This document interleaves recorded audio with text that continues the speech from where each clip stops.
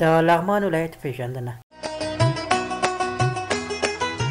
لغمان د افغانستان یو له ختیځو ولایتونو څخه ده چې د ولایت په 1443 لمریز کال کې تاسیس شوی دی.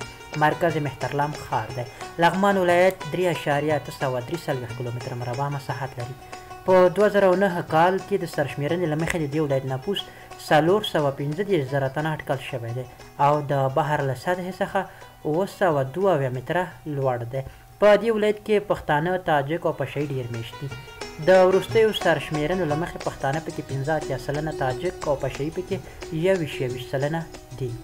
په دې ولایت کې ډېرې قبیلې د پښتنو دي چې د بیلګې په توګه ساپي، سها، کوتخیل، خروټي، الکوزي، ترخیل، رستمخیل، مچنخیل، اکاخیل، نیازي او وردګ دي.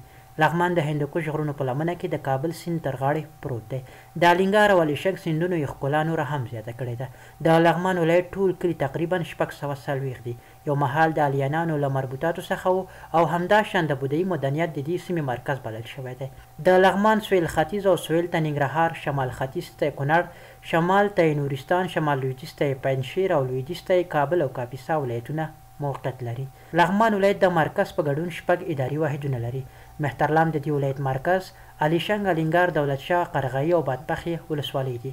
محمد نور بابا، ګل پاچا ولپت، محمد شاه خان بابکرخیل، عبدالله لغمانی، اسحاق ننګیال، شهید مولوي حبیب الرحمن، قیام الدین کشاف، رئیس محمد قاسم خان، انجینر محمد عالم قرار، اسماعیلیون، محمد حنیف اتمر، زلمی هیوادوال، ډاکټر عبدالطاهر، زلمی خلیلزاد، ډاکټر محمد حسین کاکړ، غلام حسن ګران، احمد طاهر، حبیب الرحمن مهدي، میرمن سایره، غلام حسن خان ساپی، صدیق کاون توپانی، عبدالحق ورنټوال او اسدالله دانش د دې ولایت فرهنګي او ملي شخصیتونه دي.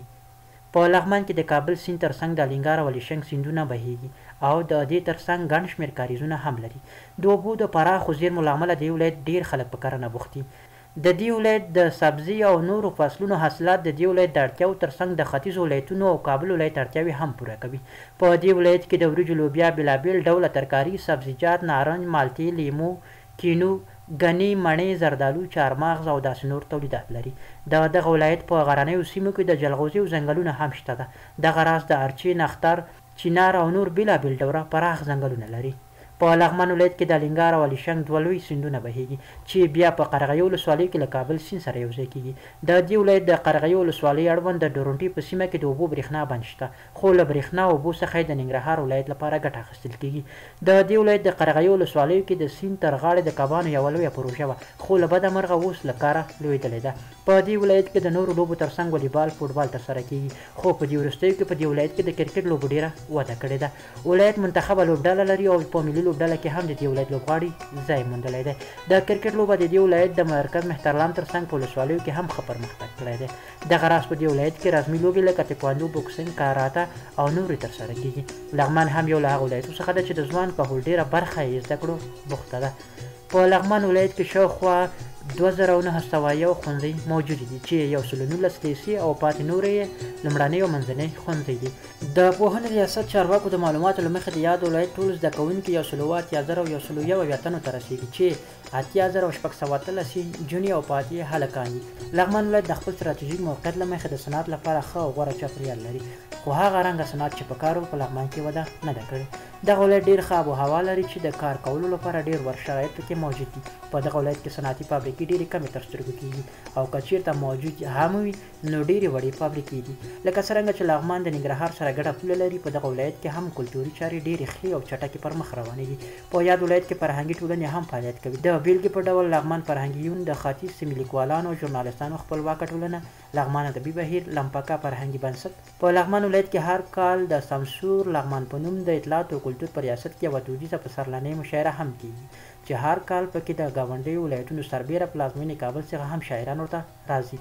د لغمان ولایت په قرغیو ولسوالۍ کې د شلټک په نوم په یوه غره کې په 1404 لمریز کال کې هغه ډېر لیکونه چې په ارمني لیکدود لیکل شوي دي هم پیدا شوي چې لا هم په دغه ولایت کې موجود دي او ساتنه یې کیږي.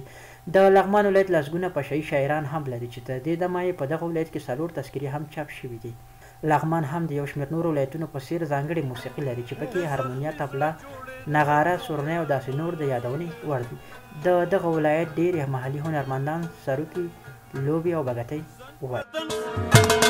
پام کړه اوږدو زلفو ته لاس یو نسي جنت ویلې